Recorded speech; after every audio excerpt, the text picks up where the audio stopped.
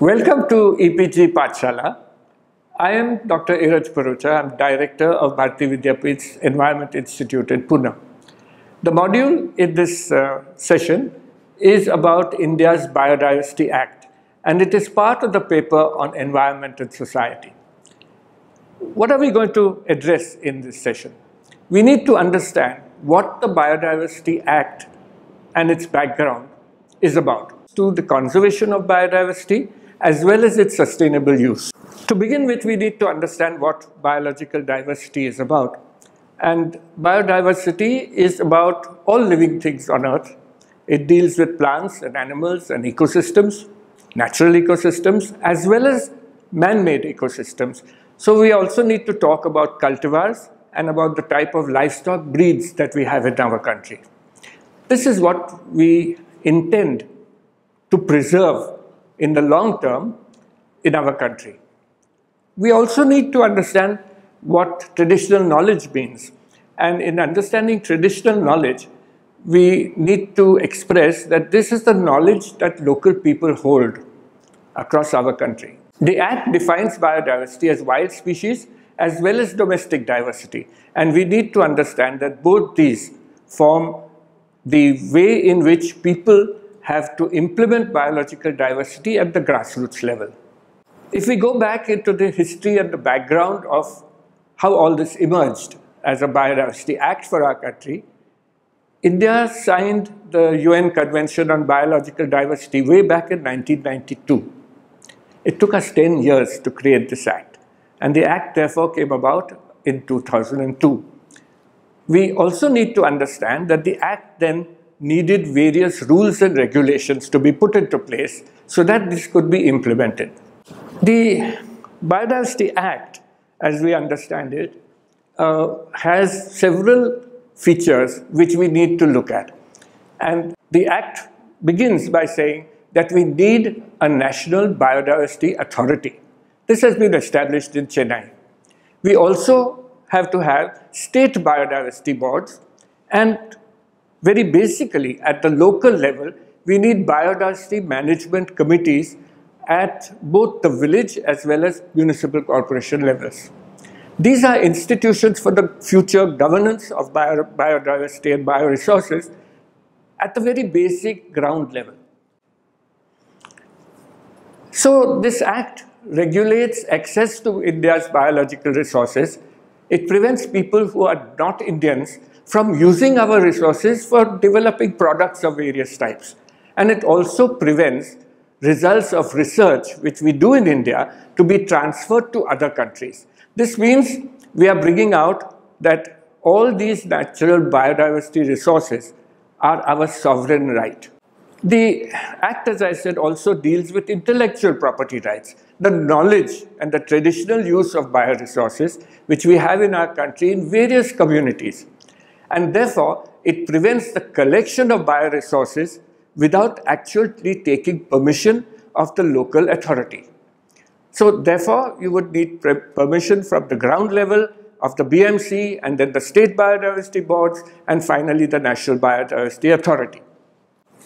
So the most important relevant governing body becomes the Biodiversity Management Committee at the local level. These organizations are really a reflection of our Panchayati Raj system, and therefore the municipal corporations and the local people who live around villages become the actual managers of biodiversity. So the BMC therefore is expected to initiate a process of developing a People's Biodiversity Register.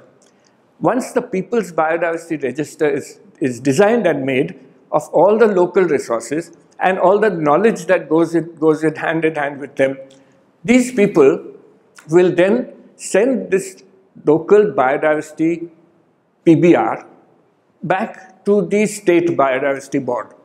The State Biodiversity Board is expected to endorse this and then sends it to the National Biodiversity Authority.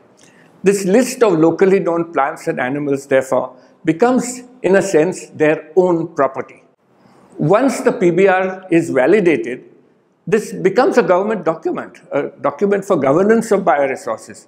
and it gives local people control over the use of their own resources in their own environment. The PBR contains not just the list of bioresources, but how they have been locally used. And therefore, very often issues like medicinal plants, which have been used by the local community, have to be documented within the PBR. What does this really mean? It means that no outsider can extract bioresources without taking permission of the local biodiversity management committee.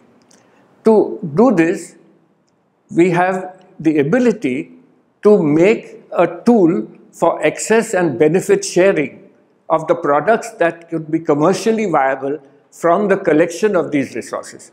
So a very important part of this Biodiversity Act is that the access is controlled by the local body, and if they agree to share that with another company or it goes back to make a product, then the product becomes also the revenue of that product can be plowed back to the local community. The BMC can therefore prevent access to an outside agency and say, we don't want you to collect this resource from my area. Actual eventual aspect of this, which I think is very important to understand, is that if the local biodiversity management committee gives access and then that is carried to make a product, the revenue from that product of 2 to 3% has to plow back to that BMC. So it has an economic incentive as well, and it is believed that this would make the local biodiversity management committee actually try to sustainably use that product. The Act ensures, therefore, the long-term conservation of biodiversity along with a certain level of sustainable use. Now, that sustainable use is an issue which one needs to address, because drawing the line between unsustainable and sustainable use is a very complex process. And each village, therefore, may have its own view on what is sustainable or what is unsustainable for itself. Most BMCs, one hopes, would look at this as something which they can keep for their future generation. And therefore, they would eventually use resources sustainably. What are the problems in implementation of this Act? One is that it is not always possible to identify exactly the people who have collected those natural resources, because this has to go through a long line of people before it reaches the product manufacturing stage. So how does the product actually reach the manufacturer? The local people collect the resource, it goes to a village market. The village market person transports that through a transporting agency to a taluka market, that goes to a central wholesaler. The wholesaler is then accessed by a manufacturer who then buys the resource. How do you track this back? The problem is this track back and saying, where did this resource actually come from, which ended up as a product? So the manufacturer eventually gives this to a consumer, and if he has to plow back 2 to 3% of that revenue, he would obviously bring up the price of that product by 2 or 3%.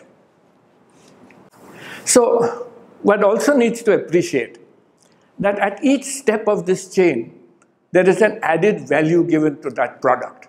And therefore, it leaves the collector a very, very small percentage of what he should actually get. All the time that is taken over collecting the resource. And most of these resource collectors are the women of these villages. And they are the ones who therefore suffer this loss. Their time is not compensated for. The energy it takes to do that is not compensated for. And they are put through severe hardships for collecting these resources. And yet they get a pittance for what they've actually done. So we need to understand what is the best way of backtracking these back to the actual local people who collect the resource and therefore would also want to eventually preserve it. If it's valued, it will be preserved. So how does positive conservation action take place?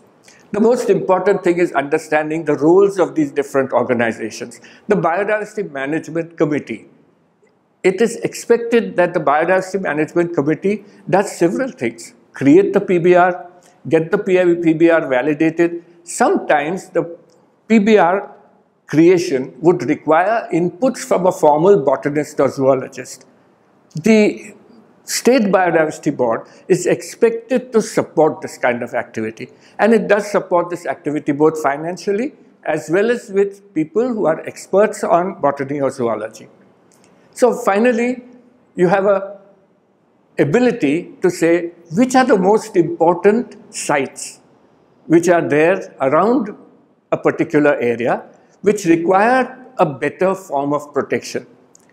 We can't make more national parks and sanctuaries in this country. It's just not going to be, it's not going to happen anymore. And therefore, the best way to do this is to incentivize local people to make their own national biodiversity heritage sites. These biodiversity heritage sites, therefore, would become small hot specks of biodiversity, little areas which are conservable by the local people. We also need to look at what are the powers this biological act gives, and to whom does it give this power. So we need to look at this from the central government side. The central government side is expected to identify threatened and endangered species. It is also expected to develop a national repository for the fauna and flora of the country as a whole. The National Biodiversity Authority, the first thing is that it is expected to oversee all the state biodiversity boards. It's a very, very difficult task. And they are responsible for any of the problems that are arising due to the Act.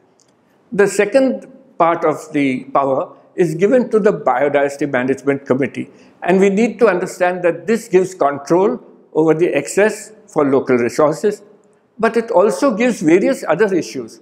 It gives the local people the ability not just to conserve, but the thinking behind the process that is there.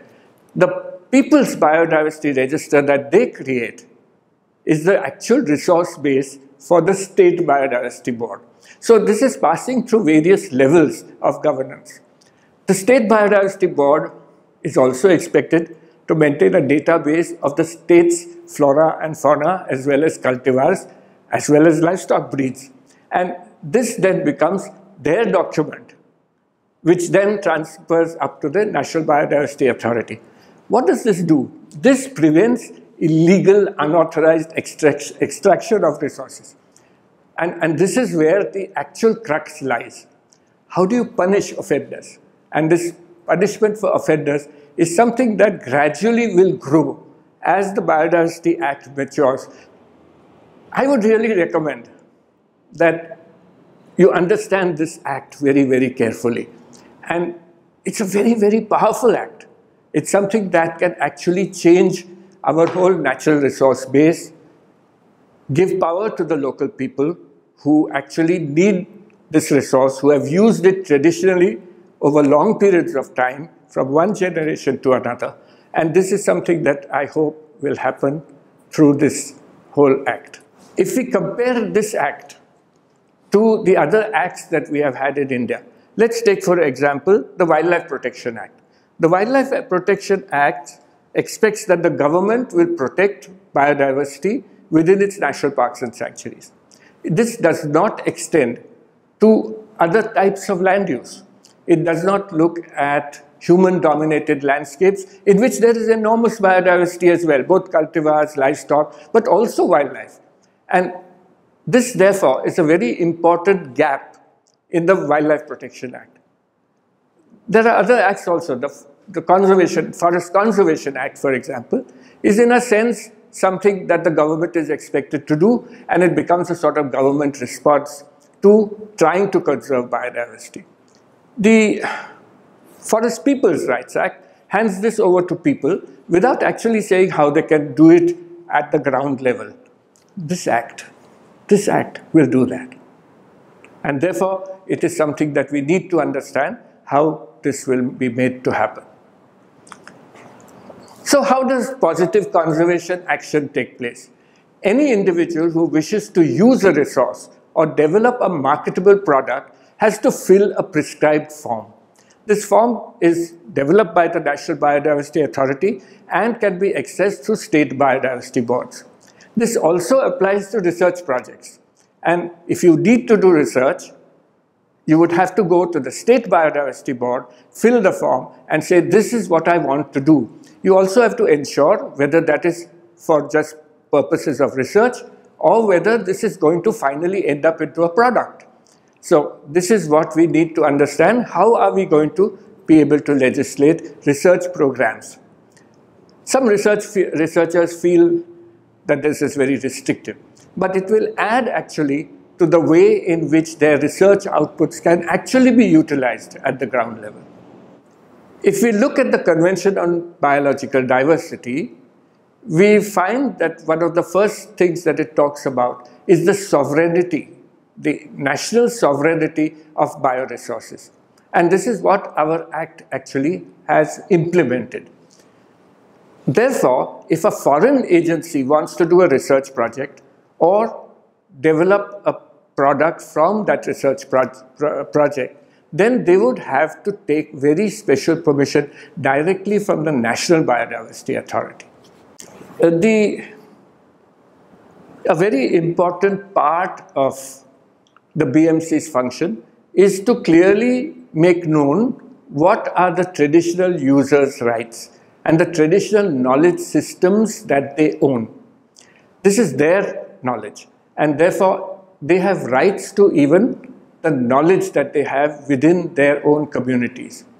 Violations against this intellectual property right of local people can really be taken to court, and the offender would then be punished through the judiciary system. One of the outcomes of this Act is that every biodiversity management committee can create for itself what are known as biodiversity heritage sites. And this is perhaps one of the most important things that the Biodiversity Act can actually do. It can create small areas which would lead to very definitive biodiversity conservation action. Just to give one example, in Maharashtra, we had a preservation plot made during British times called the Glory of Allapalli. It's an incredible forest of giant trees of various biodiversity. It has a huge lot of birds and small mammals that aggregate there in this small plot. And one of the things that the local biodiversity management committee was asking for was how do they also participate in this action of this looking after this preservation plot. And so Glory of Allapalli became the first biodiversity heritage site in the state of Maharashtra. And there are umpteen such examples across our country today. As an individual, how does this Act actually help all of us to conserve biological diversity? One is that it brings about a better understanding of what biological diversity's actual economic values are, what are its social issues and social values, and therefore, how does it conserve biological diversity? Individuals need to understand this irrespective of the type of area they live in or the type of job that they have, because all of us can in some way or other contribute to conserving biodiversity. The Biodiversity Act therefore becomes your platform in trying to do conservation action. You can be a good advocate for this, you can use this through print and electronic media, and therefore you become a part of the nation's ability to conserve its valuable biological resources. The State Biodiversity Board consists of a large variety of individuals. It has the local governing authorities, it has the implementation authorities, district collectors play a major role in this. There are also people from different walks of life, and very often the board takes on experts in botany, zoology, animal husbandry, agriculture, and so on. So that there is a body in the state level which is able to validate especially the PBRs which come from the grassroots level. The Biodiversity Management Committees are actually made and created from the local panchayat. And therefore, it is the Panchayati Raj system which gives strength to the biodiversity management committees. This allows for the real strength to be with the village itself, with the village community. And this is what the Act has been able to do very, very effectively in many, many situations. How does one today, in the present context, empower the local biodiversity management committees? One is through creating support for information on this. This information on biodiversity and its values leads to an increased awareness at the local level. And that awareness leads to a concern for biodiversity. And that concern leads to conservation action. So one of the things that the Biodiversity Act does during its implementation phase is to create this larger awareness of what biodiversity is about and why it should be conserved. How does one do this? One is through print and electronic media, but a very important way in which we have tried to do this in Maharashtra state is by developing a PBR for school children. And we have these little children going around in their villages, documenting the plants and animals, documenting the breeds of different livestock that they have, and documenting their cultivar biodiversity, which is really responsible for nutritional levels at the local biodiversity areas that we have across the state of Maharashtra. Children have done this superbly well. And we have beautiful local, village level, school level PBRs which have been done by these school children. In summary then, what is the Biodiversity Act? What does the Biodiversity Act actually mean to you as an individual?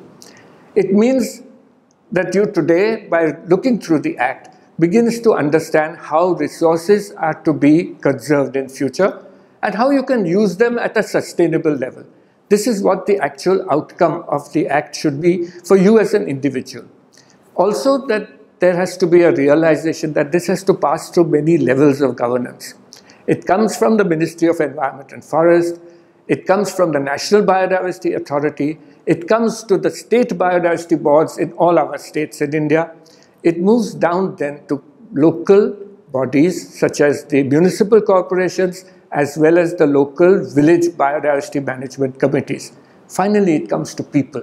And it is about people's power over their own resources.